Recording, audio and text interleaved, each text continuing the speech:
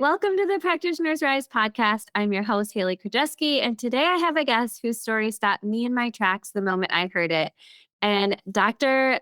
Gilles LaMarche is a chiropractor, author, speaker, educator, and one of the most recognized voices in chiropractic world today.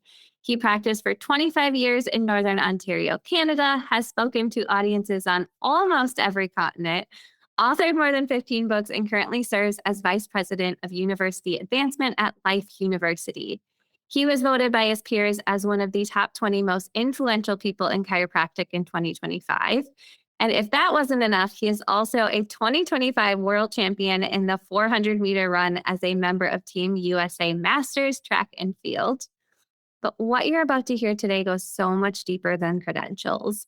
Dr. Gilles has two stories that I believe every single person listening needs to hear.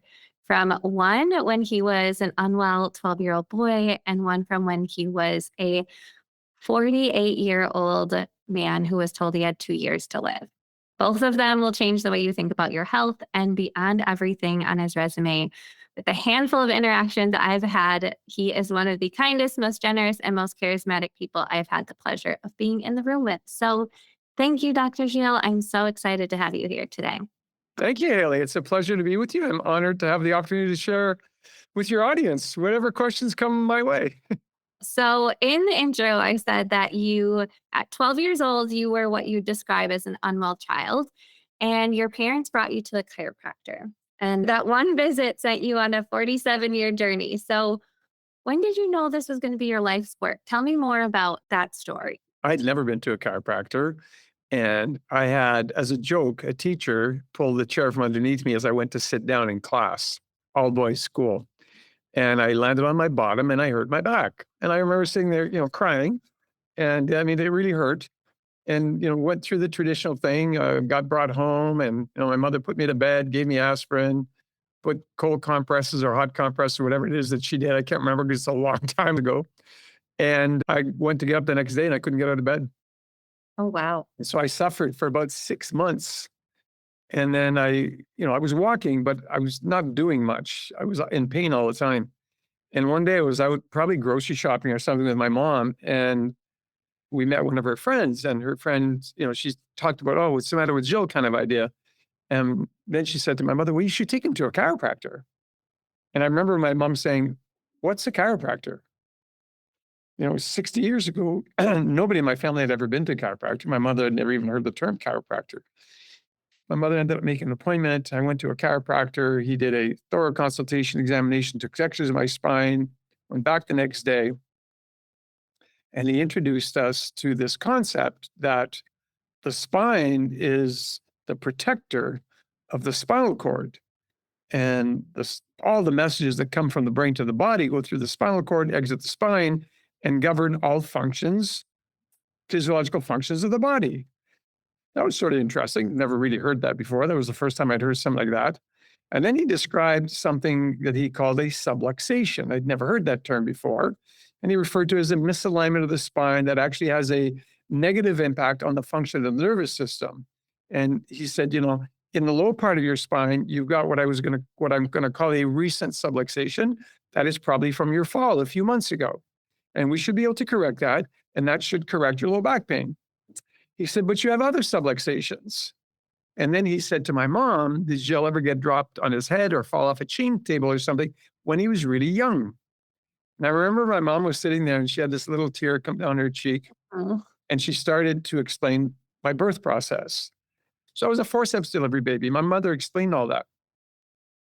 And there's no picture of me until I'm like sitting up on my own, which usually is about 6 months. Because when I was with forceps, I weighed almost 9 pounds. My mother weighed 75 pounds. Oh my gosh. Very traumatic delivery. And so they tore the side of my head. So even when I did have hair, I never had any right here, about this big of a spot where I never had any hair. So my mother explained all that to the doctor, to the chiropractor. And he said, well, that would make sense why I've got these subluxations in his neck and his mid-back. And then he asked me questions that I had not responded to before, like, do you have any problems with indigestion or constipation? And my mother said, yeah, since like he's born. So I'd always been unwell. I wasn't sick, but I'd never felt good. I always had pain in my tummy, like I said, indigestion, constipation, not normal for a child to have, but that's what I had. So he said, when we correct the subluxations, that will impact how the nervous system relates to the organs, therefore his physiology will change. And it may correct all these symptoms that you've had since birth. He didn't make a promise, but I will tell you, Hailey, I got on that table and all I wanted was for him to help me get rid of my low back pain. I didn't believe a word he said about anything else. So later when people tell me I don't believe in chiropractic, I say, let me tell you something. If you have subluxation, they get corrected. You don't have to believe in chiropractic. You're going to believe in your body's innate ability to heal when the interference is corrected, because within a matter of a few weeks, not only was my back pain gone, but I had normal physiological functions. Wow. And I've had normal physiological functions in those areas since then. That's And amazing. I remember the day that I said, I was so amazed with what was happening with my body. I was like, how come nobody ever told us that? Like, how come we didn't know that? I asked all these questions. And then I said to him, when I'm big, I want to be like you. He said, well, that'd be good. He said, you've had great success with chiropractic. I'm sure you'd be a great chiropractor. So off I went, finished high school, finished undergrad, went to chiropractic school, and the rest is history, of course. So that's where the journey started. But yeah, I remember the day that I shook his hand and I said, when I'm big, I'm going to be like you. And I was 12. That's so incredible. And just to think of like a 12-year-old boy having that experience too. And just because my boys, I mean, my oldest is 9, but like, I just think that's so incredible to not only like be able to experience that healing and see what it does, because a lot of the times my family tells me like I'm doing all of these weird things to help my children heal when really it's actually like you said, the body's natural ability to heal, right? Exactly. And it's not until they start feeling better that they actually start to realize like, oh, maybe my mom's not crazy, right? This actually works. Yeah. Okay, so fast forward to age 48, you've spent decades already helping people understand what the body is capable of, just like you said. And then something happened to you personally that kind of stopped everything. So can you take us there to that moment? After that, I mean, I'd always been well, and I was what I considered at the time to be under regular chiropractic care. And so I continued to go see this particular chiropractor at least biweekly, through school. And then he moved away. So I went to another chiropractor, but I went to the chiropractor probably like a couple times a month, all the way through high school. And then I went to undergrad and I would come to the chiropractor when I came to my hometown because I went to school like 450 miles away from home. So I was not receiving regular chiropractic care through undergrad. And then I went to chiropractic college. And then I started practice. So I built a beautiful practice, took care of hundreds of people, every single week for 25 years. And in the spring of 2003, I started having these great difficulty breathing. Like I was like constantly wheezing. And I'm allergic to animal hair, particularly cats and horses. And I had this sensation like there was always a cat around me, but there wasn't. And I was experiencing this difficulty with even like minor effort, like adjusting a patient, even adjusting a cervical spine. I was always catching my breath.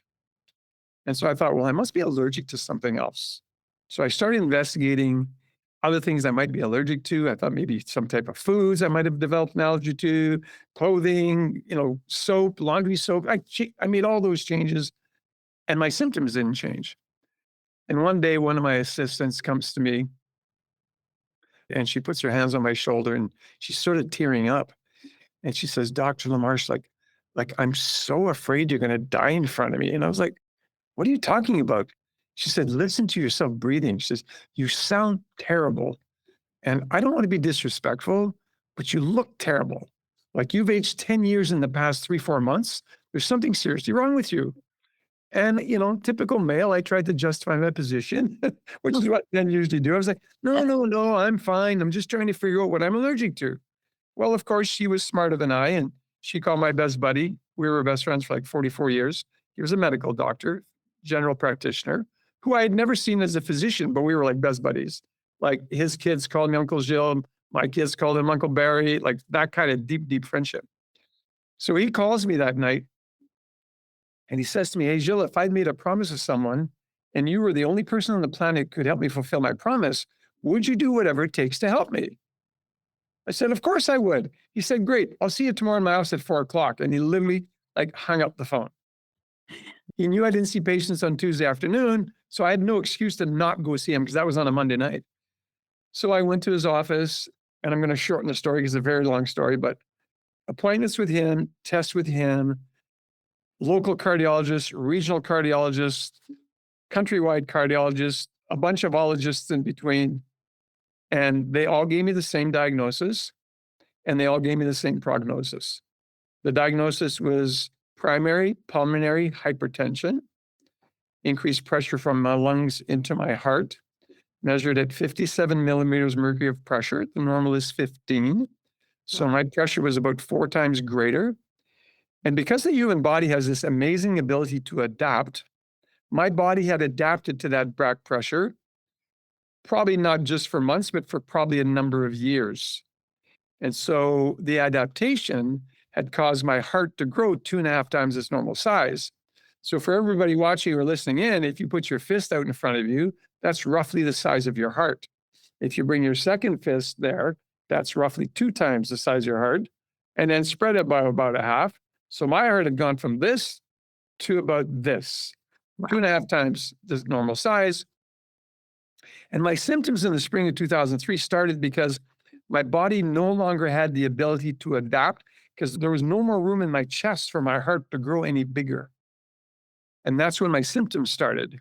So for listeners, what's important, symptoms start sometimes way later than the actual problem itself. So my physiological problem started based on the cardiologist probably 5 to 10 years before that. Wow. And all of a sudden I've got symptoms. So symptoms are usually the last thing to come. And when you get care, they are the first things to go away. But if it took this long to get there and you regress just enough so you have no symptoms, it doesn't mean the problem is gone. So the option that they gave me that you're very aware of is they gave me one option, a double lung and heart transplant. Yeah, you heard that right. I was 48. They suggested that the only way I would stay alive beyond 2 years, because the prognosis was 2 years if you do nothing or less. And if you look up online, primary pulmonary hypertension prognosis, you will read that people with that diagnosis live 24 months or less post-diagnosis. And it's often diagnosed as early as like the early 30s, mid 30s. I was 48. That was like a late diagnosis for primary pulmonary hypertension. And if I did the double lung and heart transplant, according to the cardiologist, I should have 5 good years. Yeah, I put that in parentheses, 5 good years, because I said, well, what's a good year? He said, well, you're going to be alive. I said, what am I going to be able to do? He said, well, not very much. Am I going to be able to go back into practice? Oh, no, absolutely. You won't be able to go back into practice, but you'll be alive. And I thought, interesting. And so I researched primary pulmonary hypertension a lot. I researched double lung and heart transplant recipients, what kind of life they have, et cetera. They gave me the whole protocol, anti-rejection medication, all that stuff. And it was so outside my paradigm, Hailey, that I thought, you know what, for a few extra years, I don't think I want to do that. I don't think that God created my body for that to happen. Mm-hmm. And after all, if this is God's calling for my life, I'm cool with that. I've had a beautiful life. I'm very grateful for the life I did get to live. 3 beautiful children. I'll just transition. But I was a single dad with 3 children in college. And my butt was, how do I tell them what's going on? So they came home for Thanksgiving. I said all 3 of them went to school about 450 to 500 miles away from home. And they all came home and we had that conversation. And I said, Dad hasn't been feeling too great the last number of months. I saw Uncle Barry and all these other doctors. This is what they told me. And I don't want to do it. And Hailey, simultaneously, my 3 children, daughter and 2 sons, said the exact same words. Simultaneously, they said, then don't do it. Wow. You've told us that, every decision has a consequence. If you don't want to do it, you shouldn't do it. And yeah, when you die, we'll be sad, but you shouldn't do something you don't want to do. So here's my kids convincing me, because that's how I taught them. Every decision you make is going to have a consequence. If it's a consequence that you want, then make that decision. If it's a consequence you don't want, then don't make that decision. Make a better decision or make a different decision. So I knew that day when they told me then don't do it, that I wasn't going to do it. So that was in the fall, right? From spring to fall.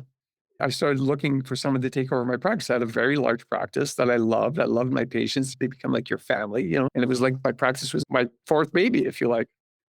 And I found someone to take over my practice, and they wouldn't be able to come until early winter. Well, I think we're looking at February. And then we wanted to do a transition of 30 to 60-day transition so they can meet all the patients and everything else. So I officially retired on the 4th of April in 2004. And I went home to do my final preparations to transition. I knew I was going to die. I was at the point where I couldn't do anything. I had succumbed to the half-hourly use of Ventolin, an inhaler, to allow me to breathe long enough to take care of the next group of patients for like 30 minutes. And then I would go in my dark room and I would inhale more and I'd go back and take care of the next group for 30 minutes. And I did that through those last number of months of practice. And I did everything that people do when they know they're going to die. People that know they're going to die live their life a little bit differently. You plan everything out, right? I planned everything out financially so my children would have no issues. I chose one person to manage all my finances. That person knew everything. I mean, transferred everything. The attorney and my financial consultant, they were going to manage everything for my children. Like I said, they were college age kids. So I didn't expect to make one of them the executor of my will, but I had like my best friend attorney was going to take care of that part. So anyway, I did that. Obviously rested a lot, slept a lot. I was just tired. And on the 15th of May, 31 days ago, I woke up, and I won't say the exact words that I heard in my head because they're not very nice words. And I would get punished if I said those words. But it was like, you're a beep, beep idiot. You've been preaching and teaching this chiropractic paradigm of health and healing. There must be something seriously wrong with your spine and nervous system. Well, I'm a chiropractor. And I was like, my second thought was, well, how could there be? Like, I get checked by a chiropractor like every week or two. But Hailey was the third thought that awakened me. And the third thought was, yeah, but never by the same chiropractor. So I was not a practice member in any practice. No one had done a thorough examination of me when my brain was thinking all these things. Like, probably hadn't had a thorough examination in like 30 years. Like, since I went to chiropractic school, or rather, since I went to undergrad, I had not had a thorough chiropractic examination. I had not had an x-ray of my spine in at least that long. I was receiving what I now call haphazard chiropractic care. So when all the noise died down in my head, I was like, oh my gosh, I need to make an appointment, go to the chiropractor. So I waited for my former office to open. I called my former office manager. We'd been friends since high school. And I said, I'd like to make an appointment as a new patient. And I remember he saying, oh, Gilles, you want to come and get adjusted? I said, no, Janet, I want to make an appointment as a new patient. She said, why do you need an appointment as a new patient? You've been adjusted since you're 12. And I said, so where am I a practice member? And the phone went completely silent. She was like, oh my gosh, you're nowhere. I said, exactly. You get better care than I do. She was like, that's crazy, isn't it? I said, yeah, it is. And I've never thought about it. So when I'm telling chiropractors, I said, I'm humbling myself to admit my fault, but it's like a cobbler whose kids have holes in their shoes or a plumber whose faucets leak all the time because we forget to take care of like ourselves. So I made an appointment, went in that day, had a thorough consultation, examination, x-rays, you name it. They did everything that we would normally do for new patients, went back the next day for a report of findings. And again, to shorten the story, what we discovered was serious subluxations in my spine from the 7th thoracic. So if you run your hand down the back of your neck, you're going to get to the bottom of your neck. There's a little bump there. That bump is C7. From C7 to T4, it didn't even look on x-ray like 5 vertebrae sitting one on top of the other. They were like all torqued. Everything was like twisted. And important to note to people who think that chiropractic is for back pain and neck pain, I had no back pain and I had no neck pain. But the nerves, the electric wires that bring the power to my heart and lungs were actually getting choked off because the nerves that bring the power to the heart and lungs exit the spine from T1 to T4. So the exact area of nerve supply to my heart and lungs was actually being impoverished by the spinal dysfunction that I had there. So I started getting adjusted 5 days a week. And I did that until the end of August, which was my next cardiological appointment. And I went into the cardiologist and They did 2 echocardiograms that day because he thought the first one was a mistake. I love this. And the pulmonary pressure on both of them was 27. So it had gone from 57 in April when I saw him to 27 by the end of August. 3 months, 12 weeks of chiropractic care. And some people say, you got to adjust like 60 times? That's a lot. I said, a lot compared to what? I was supposed to be dead. So my point is like, I'm going to get adjusted until I die or until I thrive. I didn't know another option. And of course, when I saw my x-rays and saw how badly subluxated my spine was, I was like, we've got to correct that. And there could be an opportunity to live a longer life. And by the end of the first year, after the first 90 days, I think I started going in once every 2 or 3 days, and then once a week, et cetera. But by the end of year 1, my pulmonary pressure was normal at 50 millimeters of mercury of pressure. That's incredible. By the end of year 2, my body had adapted to that decreased pressure, and my heart went from this back to that. It went back to a normal size heart within 24 months. It took years to cause the dysfunction and the symptoms, years for my heart to grow 2.5 times. It took 2 years for my heart to shrink back to its normal size because my body no longer had that back pressure at that level that it had been. Completely resolved in 24 months. And I didn't go back into practice because I've got what we call plastic deformity. So I've got slight degeneration between T2 and T3. So I subluxate in that area very, very easily. So going back into practice and adjusting all day long just was not an option. But I've been going to the chiropractor at least once a week since that day. The 14th of April, I retired. 15th of May, I had the epiphany. That's when I went for my examination, got my first adjustment on the 16th of May, 2004. In that series, I've been checked by a chiropractor every single week, at least once, since May 15th, 2004. That's amazing. When I moved to Atlanta, of course, I had to change chiropractor, right? When I lived in Northern Canada, I had that chiropractor. When I moved from there to a different city in Canada, I found another chiropractor. When I moved to Dallas, I found another chiropractor. When I moved to Atlanta, so I've had the same chiropractor in Atlanta that is actually on that side of the wall of my office in the same building where I office here at Life University. For 13 years, I've been going here at the NeuroLife Institute and completely well. So think, 2004, I retire. 2005, I know I'm getting really well. By 2006, I mean, I'm completely well. And then in 2022, 16 years later, I wake up on a July Sunday morning, and the thought that I hear, and I say, I'd never heard a voice in my life. I'd never heard a voice since. But that morning, I actually heard a voice. And my understanding that it was God's voice, and it was go to the track. And I went, what? And then I looked, and my wife wasn't in bed. And I was like, I said, what? And I heard it a second time, go to the track. Like literally, as if it was like a voice like we're talking now. And so I went into the closet. I took put on a pair of shorts, like just brushed my teeth, put on a pair of shorts and t-shirt, put on some shoes, and I went downstairs. My wife said, where are you going? And I told her the story I just told you. She's like, I got out of my vehicle and I drove to the track at Life University.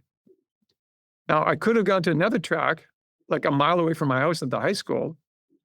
Never even crossed my mind. And I understood later why. It's a regular track in a field behind a high school. Nice track, but behind a field behind a high school. The track at Life University is up a hill, about 300 degrees of trees around it. It is pristine and it is beautiful. And I just walked around the track and I could hear the birds chirping and I could hear the leaves rustling in the trees with the little breeze there was. And when I was coming back on this side, the sun was shining down on my face. Like I said, it was a July morning. It was probably already, 85, 90 degrees outside. And it was just beautiful. I mean, it was just Everything was beautiful. And I was just soaking it all in, how beautiful it was. And I don't know if it was on the third, fourth, or fifth lap of the track, because I was just walking. Mm-hmm. The thought came to me, you need to train to run one more track meet. So I was a track athlete in high school and first year of college. So I get home and I tell my wife, my experience at the track. And I said, I'm going to train and I want to run one more track meet in my life. She was like, oh, that's nice. What are you going to do? Tell her what I'm going to do, my plan. And I started training. 3 weeks later, I met a gentleman, again, on a Sunday morning at the track, who would become my first coach as an adult. He watched me run and he said to me, are you training for anything? I said, well, I used to be a 400-meter runner in high school and college. I'd like to run a master's level meet again. I said, well, that's interesting. He said, I'm a former Jamaican Olympian and I ran the 400. Oh my gosh. I was like, really? So he tells me his name and we have a little chat. And then I say to him, what year did you run? Or, so he tells me and I was like, do you know Neil Gardner from Kingston, Jamaica? He's like, oh, Neil and I went to high school together. I was like, seriously? He said, yeah, we went to high school together. So I was doubting that, right? I thought, is this guy telling me the truth? So I get on my phone. I said, well, let's call Neil. So I get on my phone and I FaceTime Dr. Neil Gardner, who is a chiropractor, friend of mine, younger than me, substantially younger than me, but great friend of mine. And he answers and he says, oh my gosh, how do you guys know each other? They truly went to high school together. They competed against each other in the 400. So anyway, I hired this guy as my coach because my goal was to run one meet in the spring or summer of 2023. So the first day that he coached me, he said, okay, he made me warm up. He said, now you're going to do a timed 400. I want to see what your time is. On your mark, set, boom, go. So I run the fastest I can run, a quarter mile. And I run it in 2 minutes and 33 seconds. And I say, oh my gosh, I suck so bad. Because in high school, I ran a 48.1 seconds. Wow. And all of a sudden, in 2022, I'm running in 2 minutes and 33 seconds. And then he looks at me and was like, well, actually, you don't suck. He said, you have beautiful form. We need to train you up. And he says, give me 18 months. We're going to cut that in half. Wow. He said, hey, give me 18 months. You will run sub 116. I was like, okay, but 18 months, but I want to run a meet in the spring. That only gives us like about 6 months, but I still take it all in because that's what he tells me. So I'm training with him 3 times a week. By the end of December, he said, Doc, he said, you're getting pretty good. You're getting much faster. If you want to run a real good meet this summer, I'd suggest you compete in the indoor season. And I'd already joined the U.S. Track and Field Association Masters Division just to, to create a community, to know other people my age who were running competitively, just to get to know what was going on in the U.S. at that level. So I get home, I go online, and I register for the the Southeast Region U.S. Track and Field Association Masters Indoor Championship in Norfolk, Virginia, in February. So I registered in December for a meet in February. I go in February, I run my 400 meters, and I win a gold medal. And I was like, oh my gosh, this was so much fun. And it's like taking the bite of a juicy apple, and it tastes so good, Hailey. It was so good. I get home and I tell my wife, I texted her and said, and then I think I FaceTimed her to show her the medal. I was like, I actually won a gold medal. It's like so cool. I had so much fun. And I said, but it qualified me for the national championship a couple of weeks later in Louisville, Kentucky. So when I got home, I said, I'm going to go. She said, well, that's cool. So I went online, booked, registered and everything else, booked my flight, booked my hotel, my rental car. And I went to Louisville, Kentucky. The track in Norfolk, Virginia was flat. This was a bank track. I had no experience running on an indoor bank track. And unofficially, I won again, but officially got disqualified because I stepped on the white line twice in the first corner, trying to get my balance. I was in lane 5, so I was pretty high up on the bank, and gravity just pulled me down. But my time was good enough. They told me that I qualified to go to the World Championship. So I actually made Team USA. And by the end of March, I went to Poland. So here I am, first time running, second week of February in 50 years competing. Oh And my in gosh. less than 2 months, 6 weeks, I'm in Torun, Poland, as a member of Team USA. I think there's 247 athletes from the US in full USA Olympic gear. Like when you make it and you register to go to the meet, they sent me everything. The shorts, the singlet, the tracksuit, you name it, they sent me all that clothing for free because I was going to go there and represent the United States. I didn't win a medal. I got a lot of great experience, which I didn't have at that level. But I ended up winning, I think, 9 gold medals that first season that I ran. Through that first season, I was like at my age, I was 68. You don't do that for the medals. You're doing it for the fun and the training. I was feeling so good because I was getting in really super good shape.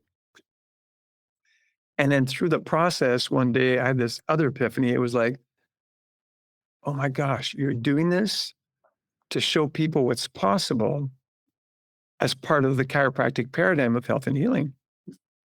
That's what continued to push me, what continues to push me to train like 5 days a week. So I'm on the track at least 3 days a week. I'm in the gym at least 2 days a week, and I'm continuing to train. And through that 2023 season into 2024, I thought, what if? What if I could win a medal at the World Championship at age 70, 20 years after I was supposed to be dead? I was supposed to be dead at 50, right? Got diagnosed at age 48, supposed to be dead by age 50. What if I could do that? And so I'm chatting with my coach, who's a different coach, because my first coach, who was in his early 40s, actually passed away. And so I'm chatting with him, and he was like, you're doing pretty well. Why don't you start thinking about running like the 200 and the 800? So I started training to run the 200, the 400, and 800. And my philosophy was, well, that gives me 9 opportunities to win a medal at the World Championship, bronze, silver, or gold in the 200, the 400, or the 800. I go to the World Championship last year on October 7th. I compete in the 200 and the 800. I'd suffered a really severe leg injury the year before, and I was a little bit afraid of coming out of the blocks too hard in the 200. So I came out pretty soft. I actually came off the starting line last, and I think I ended up 5th. Then I ran the 800, which is not really my race, but I ran a really good race. I ran a really good first 400. I was in the lead with one other runner. And in the last corner, though, I definitely had overexerted myself in the first probably 600, 700 meters that I didn't have enough kick. So I ended up 4th. So I was like, man, 6 chances, no medals. The next day, I get to the track. I literally warm up very slowly for like 2 hours. And I mean, when I do my warm-ups, I'm warming up like mind, body, spirit. I warm up everything Yeah. to get myself completely centered, completely ready. And I was on the opposite side of the track. And when they called, my age group, I walked across the field. And as I was walking across the field, I had what I call a God flash, right? A thought flash that said, you don't need blocks for the 400. Because the blocks were holding me back. I could tell I was afraid to come out of the blocks hard to hurt my leg again. So I walked up to the starter and I said, I won't be using blocks for the 400. He said, no problem. Just pull them up and put them behind you and they'll just be standing there for us to call the race. And I'd had a strategy because I knew the day before that I was going to be running again I was going to be running in lane 5. And my strategy was when I enter the second curve, I want to be equal to or ahead of the 3 runners to my right. So runners in lane 6, 7, and 8, they're going to start forward of me because it's a staggered start in the 400. I want to be equal to them. And if I can be equal to them or ahead of them, they've got more space, longer distance to run because they're on the outside lane than me. And I've got a really good kick usually at the end of 400. I should be able to win this. So I entered that second curve in the lead with the runner in lane 6. We were literally shoulder to shoulder, lane 5, lane 6. So we're ahead of the guys in 7, 8. I couldn't see anybody behind me because I never turned my head. So couldn't see where 1, 2, 3, 4 were, but I knew that I was in the lead with the guy in lane 6. And about halfway into the curve, I had another thought flash. It was like it's time to kick it up. And it's like my body went into overdrive, and I crossed the finish line as the gold medalist in 1:11:58. Wow. My coach said in 18 months, he'd get me down to 1:16 or better. I ran 2 seconds faster than my fastest race that I'd run that year. It's very rare that you're going to cut off 2 seconds in your time. I'd run a meet in August and I ran a 1:13 and change. And all of a sudden I run the championship in October, on October the 8th, and I run a 1:11:58 Wow. when I was supposed to be dead 20 years before. I was just going to say, so here you are at 48, barely able to walk or breathe or do anything. And at age 70, you are winning gold medals running. Yeah, I'm planning to win at least 2 medals at the World Championship this year. Last month, I won the Alabama Senior Games in the 400 and the 800 meters. So my 800 meter is getting better. I'm still working on my start for the 200. I'm back to using blocks, but I'm still not fast enough coming out of the blocks yet. But I did win the 400 and the 800, so that qualified me for the Nationals, which I'm running in July, and then the World Championships are in October again.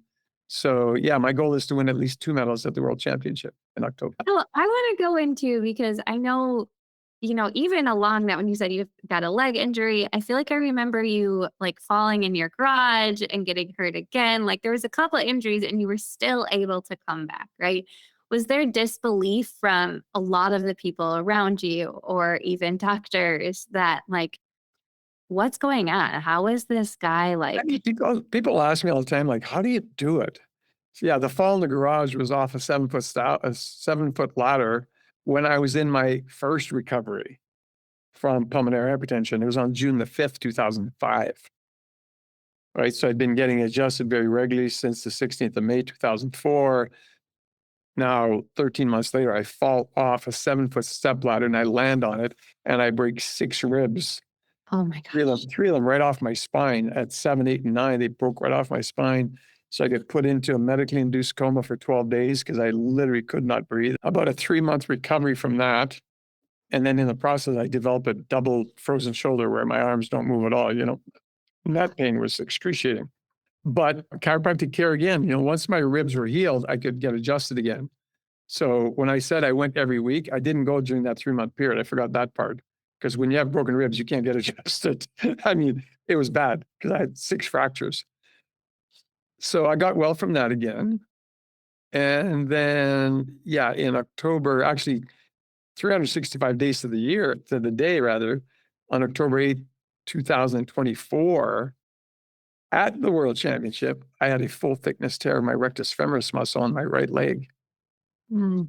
That central muscle on the front side of your thigh literally ripped in half, completely ripped. Oh, And then there were multiple other tears. So that was a long rehabilitation.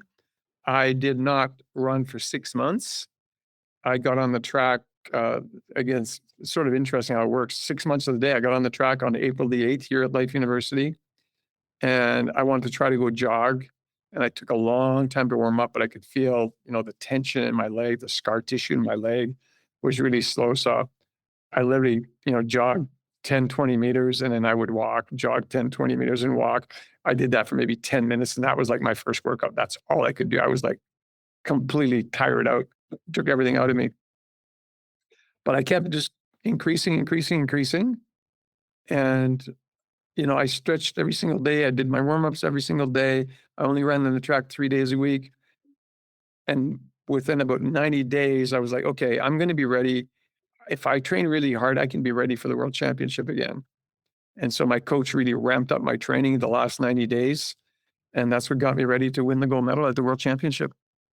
That's incredible. And so I know we talked a little bit about the body's innate ability to heal, right? So along with chiropractic, what else do you believe allowed you for your body to heal? You talk a lot about like mind, body, spirit, and I think it's a little bit of everything. But for people listening who feel like there's no other option for them, or they're just stuck with this diagnosis, like, It's interesting you asked that because this morning it was pouring rain here this morning in Georgia. And so I was at the track, but I knew it was raining when I left home. So I brought my rain suit. So I had my rain suit. I was like, I'm going to train today anyway.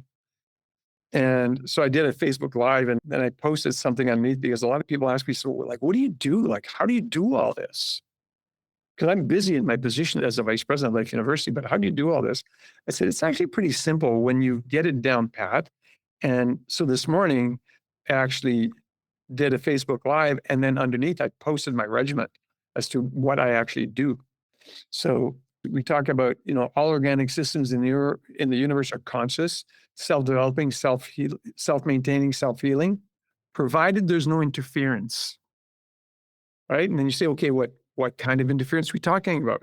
Well, it could be thought interference. I mean, if you're negatively thinking all the time, that's interference, right? If you've got subluxations in your spine, that's interference with the nervous system. If you're not drinking adequate amount of water or drinking clean air or eating good food, that's interference. You're interfering with something in your body. So I've pretty much eliminated all the interferences from my life. So I'll give you a quick routine.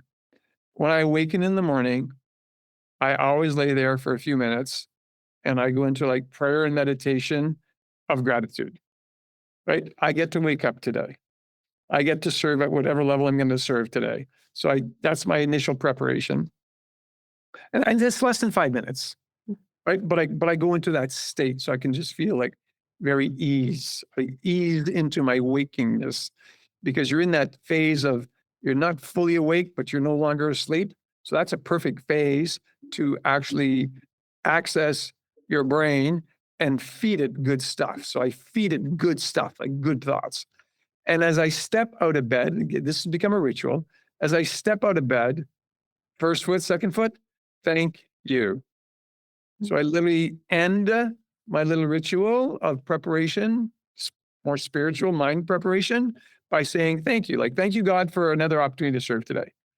And I go into the closet, I put on my workout stuff, I go downstairs, I grab my shake, my protein shake, which I've already prepared the day before, and it's in the night before, it's in the fridge. My bottle of water is already prepared. I put my pre-workout powder into my bottle of water. I shake it. I grab my shake for after my workout. I grab my supplements, and everything's already in my vehicle because I'm prepared. So the night before, I've chosen the clothes, like whatever I have on today, that was it. I was hanging in my vehicle last night before I went to bed. My gym bag was in my vehicle before I went to bed.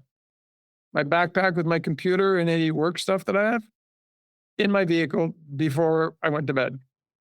So I have nothing to be concerned with in the morning except the preparation and what I'm going to do. So I get into my vehicle, I come here, and it's very ritualistic because I just repeat it because it works. I drop off my backpack because it's got whatever, my watch, my wedding ring, my wallet, my computer. I just drop it off at my office. And I'm very fortunate because I train literally on Life University's campus across the street from my office. So I do my training. I go and shower at our fitness facility.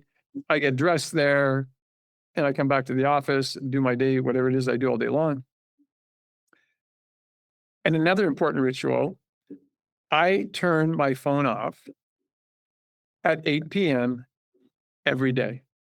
I literally turn it off. Yes. So I completely disconnect from the outside world.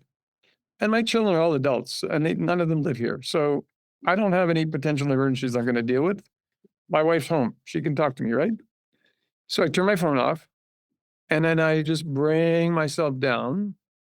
And I typically sit on my massage chair for 20 minutes, get completely relaxed, go to bed, do my prayers, fall asleep. And I wake up the next day and I start all over again. And when I travel, I don't always succeed. I attempt to do almost the exact same thing. Mm-hmm. So this morning I laid out that regimen on my Facebook post. And then I thanked some of the people who actually helped me get through this, like the owner of Standard Process, Charlie Dubois, who sent me to his lab in North Carolina. They did all my physiological assessments and they put me on a nutraceutical regimen to have me perform at my best. And I get checked like annually. So he supplies all my supplements. Anything that I need, he supports me. I met Dr. Mike DeBord who promotes BFRs, which is blood flow restriction bands. and with B3, with a company called B3 Sciences. So I use those a couple times a week. It's just another aspect of my training. And then I've got foot levelers in my running shoes that were supplied to me by the owner of Foot Levelers, who's a good friend of mine, Kent Greenwalt, and his daughter, Jamie, who's the president of the company, as well as the pillows that they customize. So I've got this great pillow so I can sleep really, really well, because sleep is important, believe it or not, right? We need to sleep. Yes, We need yes. to sleep to recover.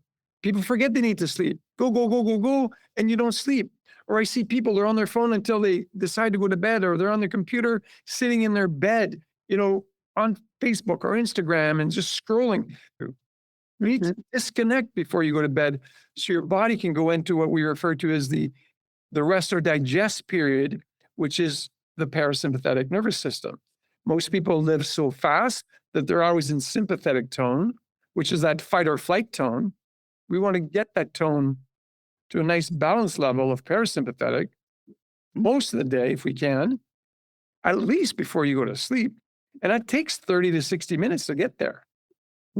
So people don't sleep well, so therefore they don't recover well. So they get up in the morning and they need something to help them awaken, which the normal North American and maybe Western world is what?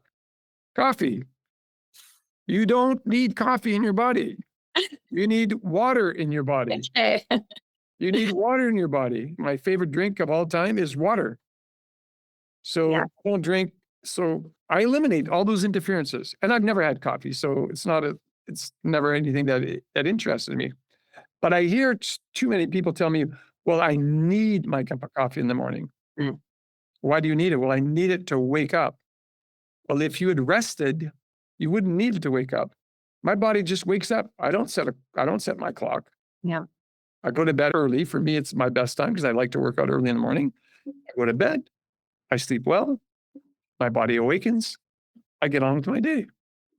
Yeah. And I think, sometimes that could feel overwhelming, like all of these things. And it's more about one step at a time, right? I think number one, like the phone thing, turning it off. But even just deleting the social media apps off my phone has been huge, because I would find myself just clicking on my phone and going to going to Facebook when I had nothing to do on Facebook. And then you sit there for 20 minutes and scroll. But now switching out reading a book before going to bed instead of scrolling on my phone. So it's just one tiny adjustment at a time can make a huge difference. I do a public talk, often when I'm invited to do so, and I called it Start with One. So exactly what you're saying. And I lay out everything. What's a starting point? If I ask you to do 12 things tomorrow that you didn't do yesterday or today, there's no way. You might do them for a day or two, and then there's no way. You say it's overwhelming. Yeah. But if I ask you to start with one thing, right? So if I said to you, okay, make a commitment to yourself, not to me, make a commitment to yourself that you'll turn your phone off at least 1 hour before you typically go to bed. If you go to bed at 10 o'clock, turn your phone off. That's a choice, right? So there's options to make, but start with one thing and then observe what happens when you do that one thing consistently for like 7 to 10 days. You're going to go, oh my gosh, it's so freeing. Said, okay, so now what I want you to do when you wake up in the morning, lay there for a few minutes. Focus on the beauty you're going to experience today. Focus on being grateful. And when you get to the kitchen, instead of making a cup of coffee, choose to have a glass of water. So the first excuse that I hear from people for not drinking water is that it doesn't taste good. Well, don't drink tap water. Drink filtered water. And squeeze a little bit of lemon in it at the beginning if that's what you need. Because you see, I used to be a big milk drinker. And so what I used to drink in the morning was milk. I stopped that 40 years ago. And I just drink water. You rehydrate. It gives you energy. I don't need anything to awaken me. I wake up and I have a glass of water and I'm feeling great already. Yes. And I do try to drink my electrolytes before I have my coffee. And my coffee for me isn't necessarily to wake up. It's just like mine. Like I just get to sit and journal and drink my coffee. And I love that part of the ritual. But I only have 1 cup a day. So I feel like I'm kind of winning there. Yeah, I mean, like I said, if you like it and it's not interfering with you, that's good. But if people say, I need it to start, that's the problem. Yes. The minute it becomes a need, you know that you need it to wake up because you didn't get to sleep properly last night. So you got to pay attention to, how do I create a comfortable, reasonable, valuable sleeping ritual? Yes, 100%. Because sleep is everything. Like Greg said, I only need 4 or 5 hours sleep. That's bragging, and it's not true. Yes, you're right. People cannot function on 4 or 5 hours sleep. So they're the people who are constantly needing to give themselves some caffeine to be awakened. Yes. So they have a coffee first thing, they have another one. Yeah, they go up, they go down, they go up, they go down. Once you develop a sleeping pattern, because you know what? You don't have to work 18 hours a day to succeed. Mhm. But you should be sleeping 8 hours a day to be really successful. Yes. And now, Agreed. Sleep can make all of the oh my gosh, absolutely. difference. Well, I know that we could continue this conversation all day long, but one question I want to ask before we go is, I know that you have written several books. So for people that want to follow you or read your books, like, where would you start? Where can they find you? I'll have all the links on the show notes included too, but I just want I to mean, hear. usually I say Facebook, LinkedIn. If you want to find me, it's probably the easiest way. I've got 2 new ones that should be published in 2026. One that I co-wrote with 2 friends, Dr. Jason Deitch and Dr. Jeff Langmaid. The title is going to be Look Up. It is currently with the publisher, Amazing. being looked at, and it's an entire protocol of living life in the age of AI, with looking up being the mantra that would help people deal with what we're referring to and what we've coined. It's not an ICD code, but we have coined it tech posture syndrome. People work on a laptop, on a couch, or on a table at home, for example. It's not on a stand. Like, I'm chatting with you now. My laptop is actually on a stand. So I'm not having to look down at the screen or at my camera. I can look up at my camera, but it's on a stand. So the whole book is about dealing with tech posture syndrome, and how tech posture syndrome not only affects the neck and maybe upper spine, but it now starts to affect the heart. It now starts to affect your respiratory capability, because it affects how much your diaphragm can move up and down. It starts to restrict digestion. And if it restricts digestion, it starts to restrict elimination. So tech posture syndrome has a variety of dysfunctions that it leads to, and symptomatology that it leads to. But that closed sympathetic also, in certain people, leads to depression, because you're living in a closed loop. I want to teach people to look up. And especially, the younger generation too, always looking down at the phone, right? It's not just the younger generation. Just walk around. I travel a lot. I'm in airports a lot. Yes, too. I'm trying to be better, but I think we're all, yes. So that book's on tech posture syndrome, and it's called Look Up. And the second book is more a vernacular book with some references for policymakers, to teach more people about what chiropractic really offers humanity. That chiropractic is all about neurological function. It's all about brain-body connection. It's not about taking care of you when you have neck pain and back pain, though we're really good at helping people who have neck pain and back pain as well, right?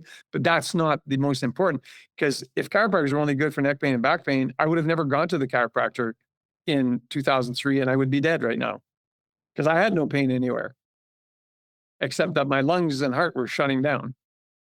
It's so powerful. How many people have died from this? Because like I said, if you research it, primary pulmonary hypertension prognosis, you will find it's like 24 months or less. Mhm. People in their 30s and 40s dying of primary pulmonary hypertension. Wow. So powerful. Well, thank you for sharing your story, because I know that it is going to help so many people. And even if it just helps one more person be able to live, you know, 40, Right. 50, 60 years longer and win gold medals running, like, that is incredible. So thank you so much. I appreciate it. Like I said, I'll have all your links, all the things when your books come out, we can add that too, so people can absolutely find you and get that information. And for everybody listening in, if I can do a closing comment, Hailey, Yes, I've 100. been to a chiropractor. go and get checked, whether you have symptoms or not, right? If I had been checked properly years before, they would have discovered those subluxations and taken care of that before I ever had symptoms.